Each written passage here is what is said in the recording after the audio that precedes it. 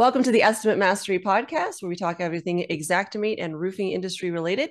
I'm here today with Josiah. Coach Josiah, want to say hello? Hello.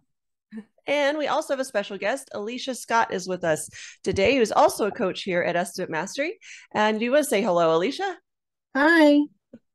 And today we're going to be discussing everything to do with women in roofing. And I just Googled a quick statistic, so don't quote me on this, but it looks like only 9.2% of the industry, those who work in the roofing industry side of things, are women. So me and Alicia are a little bit of unicorns over here. So I thought I'd talk about, me and Alicia would have a discussion along with Josiah about how the industry is changing. More women are getting involved, which is awesome to see.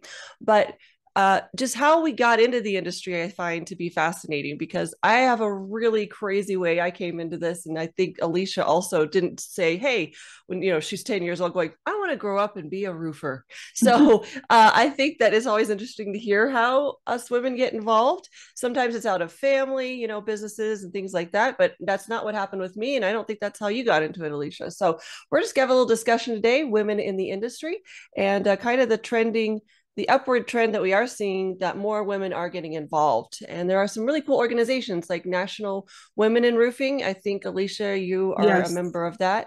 Can you speak to that a little bit about that organization? Yeah, so it's pretty much a group of women. They have several chapters and they're growing ever so fastly. I'm a part of the Colorado chapter. So we get together on a monthly basis. We kind of chat about things that are going on in the industry, and we're also big on education. So providing that education and helping women be successful inside of a male dominated industry. Roofing and construction, that's not typically where you see ladies out working and hitting the nail on the hammer, or however that went. But yeah, exactly. That's awesome. so Yeah. they do a lot of educational things and just trying to network and grow everybody's expertise in that field. So That's awesome. Yeah, I know that the Texas chapter is really active. It seems like Colorado is too. That's awesome and growing. yeah, they and Washington, I mean, they're all over. They're definitely all over. That's Do awesome. they have Very do cool. they have a national convention then? So they kind of, well, at least from what I know, they kind of piggyback off of other larger conventions. So like they are at IRE, they do a convention.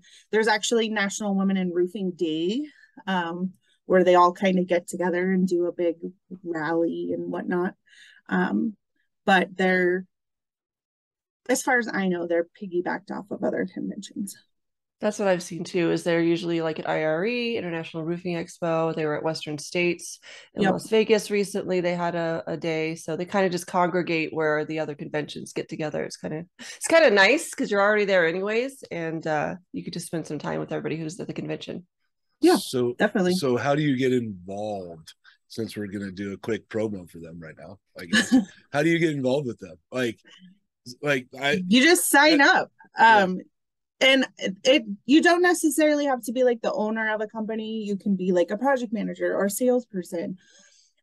It's just pretty much women inside of the roofing industry. So there's distributors in there, like suppliers, the bigger manufacturers like GAF, all of those, they're all in that too. So it's just women inside of the industry. You just go on their website, fill out an application, pay the membership fee, and then show up and come to meetings. That's how you kind of become a part of it. Excellent. It's awesome. Super easy and get to know other people and network, which is always really, really nice. So that's Yeah. amazing. Yeah. So I thought it'd be kind of fun for us, like I said, to tell our origin stories. And yeah, I grew up wanting to be an artist. So how I fell into this is really bizarre. I actually, it isn't totally out of my wheelhouse how I got in this industry because my father was in construction and I grew up like holding the drywall pan for dad as he's up on the stilts doing drywall work. So like I knew a lot about remodeling. He was a big remodeler, and he built new construction too. So I got to see houses from foundation upward being built. So I knew how everything was put together. I found it interesting to see, you know, he designed his own floor plans. He used to have a big architect's desk, and he would draw out all the blueprints and get them processed and made into actual blueprints. It was pretty cool. That's how I grew up. So it's not like I was a fish out of water in this industry, because I had that background just growing. I don't think there was one house that I can remember that wasn't in some way being remodeled, like growing up. There was always some project going on, some wall being torn down and put back together. It was an interesting lifestyle. We moved about 15 times by the time I was 18 because he was always remodeling and selling and remodeling and selling. So that's what I came out of. And in the beginning, I wanted to be a fine art artist. So I was drawing, painting, that kind of a thing. But then I moved into maybe doing interior design and that sort of thing. And it's really hard to find somewhere that wants to teach you. I was in New Mexico, so it was hard to find a design school that actually knew what they were doing. And it felt really just kind of like stupid. Like I'm going through the motions, but not really learning anything. So I actually dropped out of school and started as a realtor. So I got my real estate license and was selling real estate in Ruidoso, New Mexico, which if you're a West Texas person, you know exactly where that is because that's where all the West Texas oil money goes. The town itself is about 8,500 people, as those that live there in that small resort town is really what it is. It's the most southernmost ski area of New Mexico. It's the southernmost ski area in the U.S. Excuse me, I misspoke there. And so it's a resort town. And if everyone there were to come and live in their houses, it would actually be a 50,000 population, but that's how many second homes are there, which is pretty amazing if you think of. So 8,500 people just live there full time. The 50,000, if they're everyone to come home and live in their little resort home, that's how big the town would be. So it's a big disparity between population, you know, people who live there full time and then people who would come and go. So of course, in 2008, when the recession hit, what's the first thing you do? You sell your second home and no one's buying. So I got laid off. I was actually what's called a listing coordinator. So I got to take all the pictures of the homes and put them up on the MLS listing and fill out all the details and deal with the listing clients. It was really fun, actually. And so I got laid off. And my dad at the time was teaching adjusters how to use Xactimate. And he was already doing it online in 2010, which I think back, that's pretty amazing that they were that forward thinking, the company he was working for. They were already teaching virtually at that point because they had a lot of people around the US who had their adjuster's license and needed to learn Xactimate. So he actually was a trainer for Xactware in the 2000s and was training trainers back then. Some of the old workbooks from Xactware actually have the Todd Beckman sketch that that they used to teach in the classes. I don't think they have it in the newer books, but it's pretty funny. And so he was had left Xactware, was now teaching adjusters how to use Xactimate. And so he's like, you know what? I don't really like this online space stuff, Alena. You seem like you're young, you're a go-getter. Do you want to teach it? And I was like, I'll try. And so I taught 2 or 3 classes with him beside me. And he's like, yeah, you got this. And like left and went down to do other things. And I was like, okay. And so I just started teaching online and eventually started to go in person to Arlington, Texas, and would teach classes of 30 to 50 people, just depending on how many this company would get together in a room. And they were all adjusters. And what was interesting about being in that space, I had no knowledge of the insurance industry. I had no knowledge of the restoration industry. I just knew construction and I knew how to sketch something and I knew how to apply the program to that, like to the industry, to the construction industry. That's where I connected the dots because I knew floor plans and I knew all of that. So that's why it like resonated with me. It's like kind of that like the artistic side with like the getting to check all the boxes. I don't know if you guys know this about me because we all work together, but I love filling out forms and I love doing like data entry. So it was like, okay, you get to create this floor plan and then do data entry. I was like, this is my jam. So I really enjoyed it. And teaching, coming in from no knowledge of the insurance industry, I would parrot what the third party adjusting firm would tell me. So I taught ridge and starters included in the waist. I taught you need 3 trades or more to pay O&P. And this is back in 2010. That's how long this has been going on in the industry. But I didn't know any better because I came out of remodeling or new construction or a real estate background. So I was like, okay, that's what they say. That must be the rule. I never questioned it in practicality.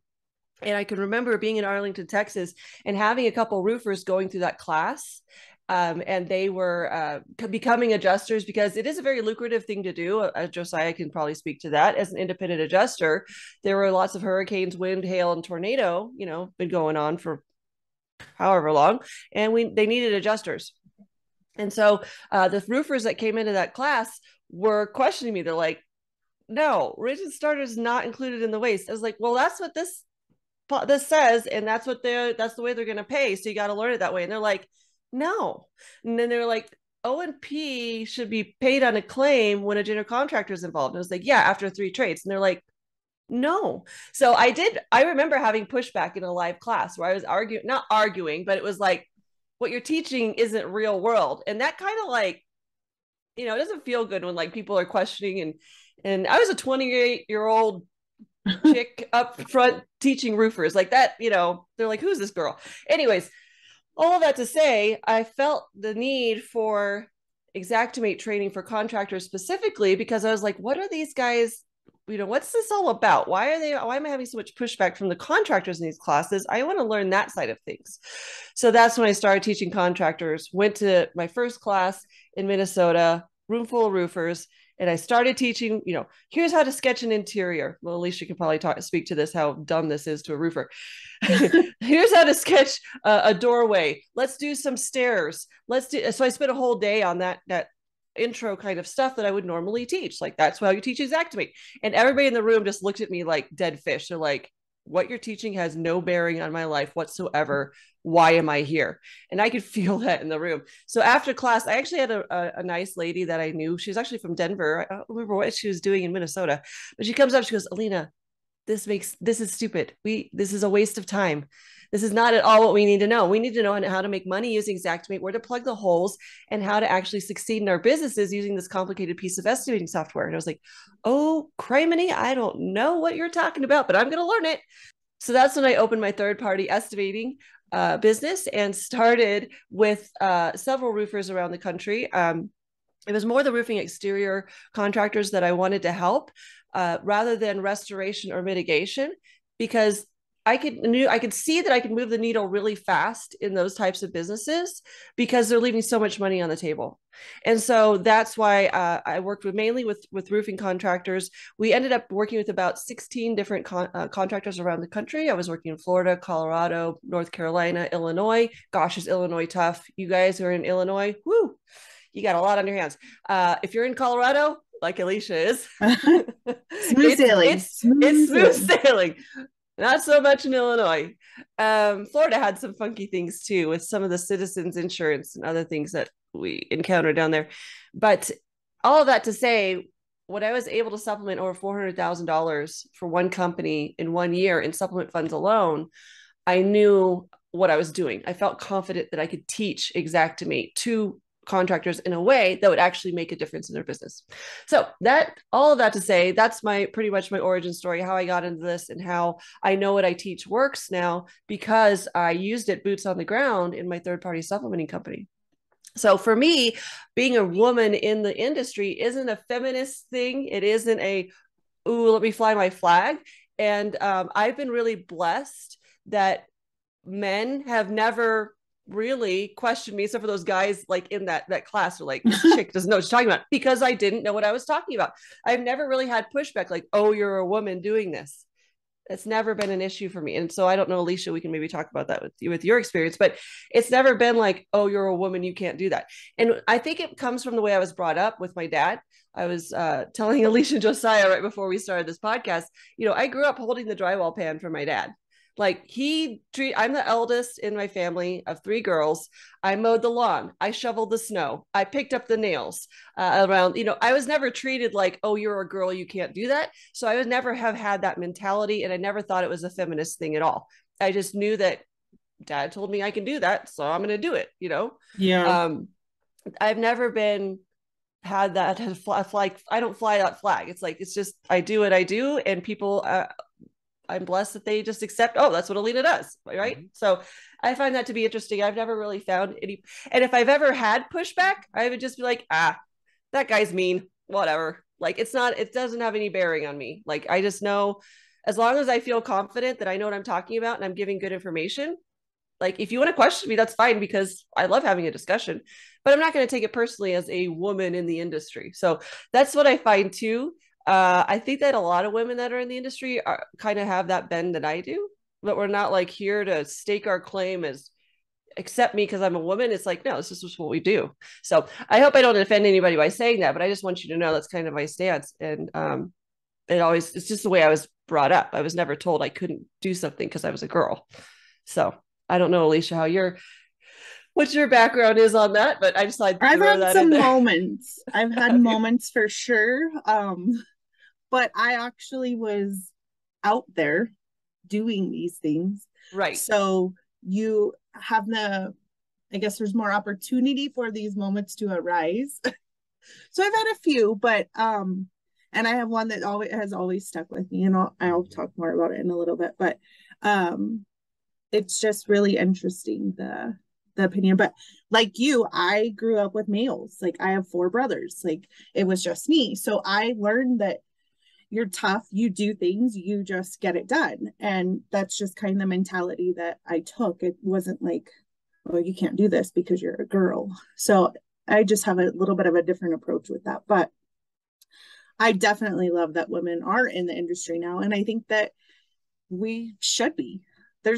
We shouldn't be not in something. Like, I don't even know if that made sense at all, but we should all be able to do whatever we want, whenever we want, because that's who we are and that's what we want to do. So that's my opinion on that.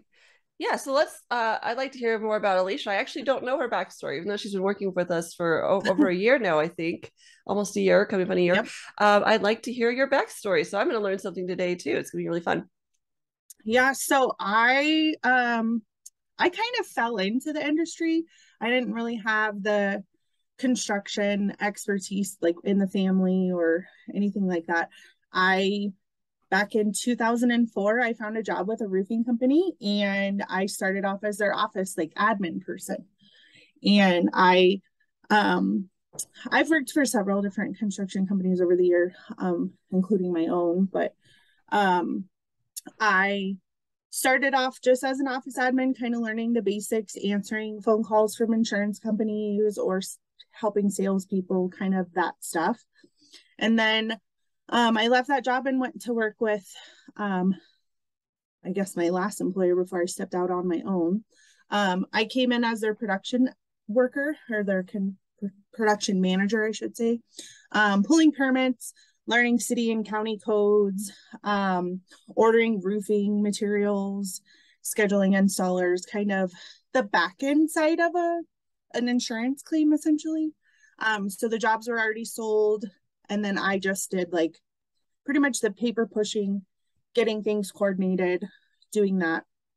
I was with that company for 7 years. I started off as production, and I left there as the vice president of operations. So when I finally decided I had had enough, I had literally pretty much self-taught myself everything, including Xactimate. Somebody had sat down with me, showed me what somebody else had showed them, and then I kind of just learned and figured out how to do things, which, in my personal opinion, I feel like 90% of people do it that way. And there's like the good 10% that learn the correct way. That's just my opinion. So, but that's kind of how I learned how to do Xactimate and really work a full insurance file. I did sales on top of that. So I kind of got to see the full system itself. So I started off learning the backside. So what goes into a roof, the system of like the roof, you know, how many boxes of nails you need, and like all of that stuff. That's where I started. And then I learned the sales system, meeting with the homeowner, selling the homeowner, explaining their process, and then doing Xactimate, working the back side of an insurance claim, supplementing all of that, and then closing out a file, making sure that you have the correct amount of profit in a job, that you're making profit, and then making sure that your sales guys are also making a profit off of what they're doing. So that's kind of how I started. So I got fed up with all of the stuff from my last contractor, and I started my own company. I wanted to do things differently.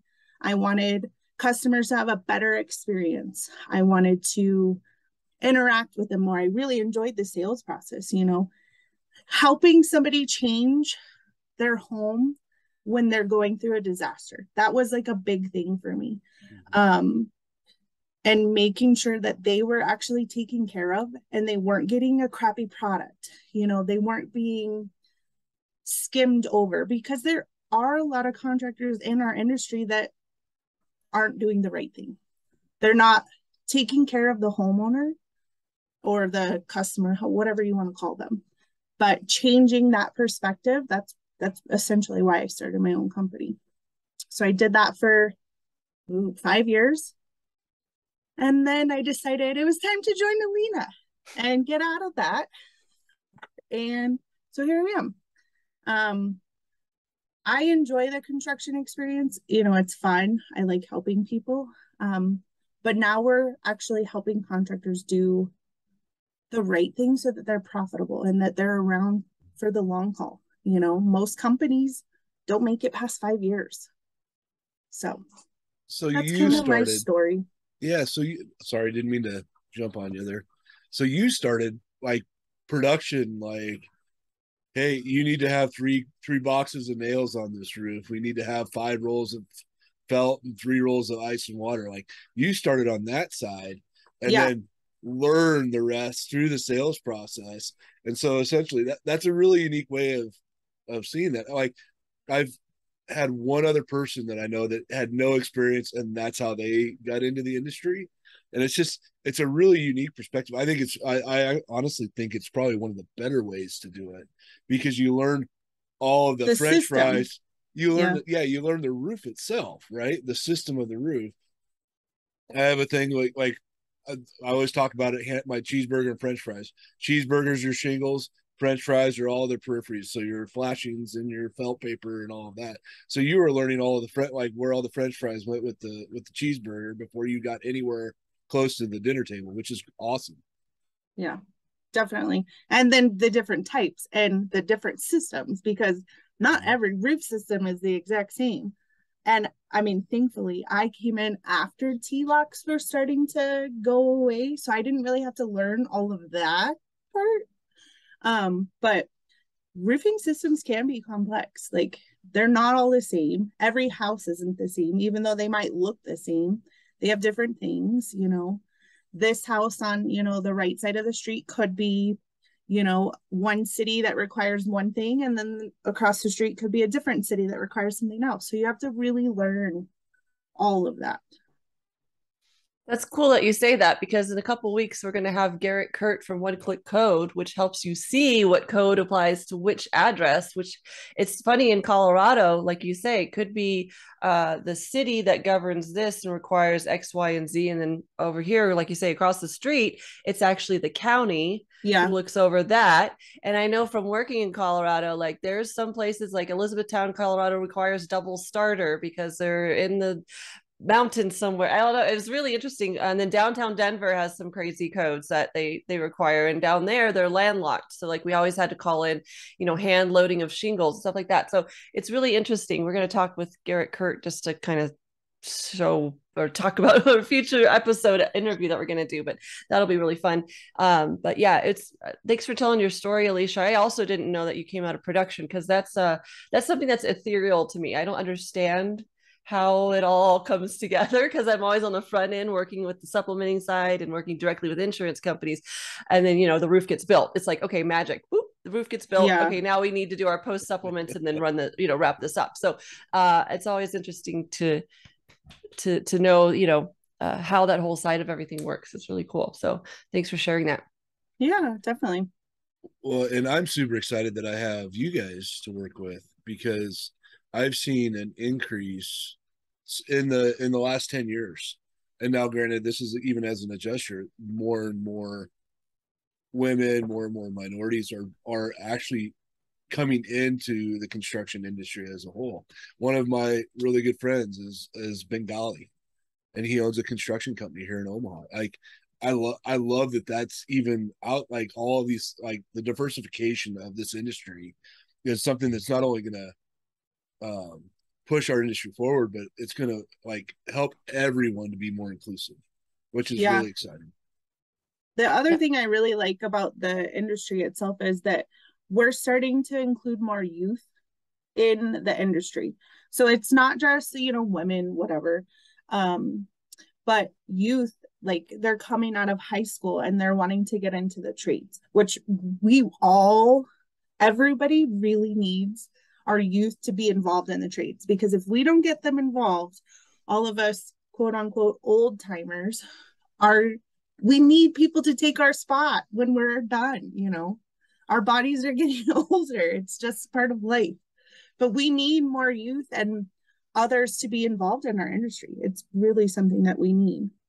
Well, and it's interesting that you say that, because we've seen a stark transition here in the last, I would say, 5 to 7 years, where when we were all high school age, it was go to college. It's the only way Go you're to going to get a good college. job. Go to college, go to college, go to college, go to college. And then you get saddled with student loan debt, and Yep. you like, and you don't, at that point, you feel like if you go into the trades that you were a failure or that you didn't succeed. And now it's coming out that that's not the case at all. You can be No. incredibly successful by going into the trades, whether you decide to be a steam fitter or a plumber or any one of those, Welder, yeah, or whatever. all of them, Yeah. and they're all in high demand right now. So like it's kind of like the world's your oyster if you decide to go into the trades. Like one of my best friends is an electrician. He makes 5 times the money that I do, and he works half as hard. And it's because like he's gotten himself to where he's managing people and he's putting people in places, and that's all he does.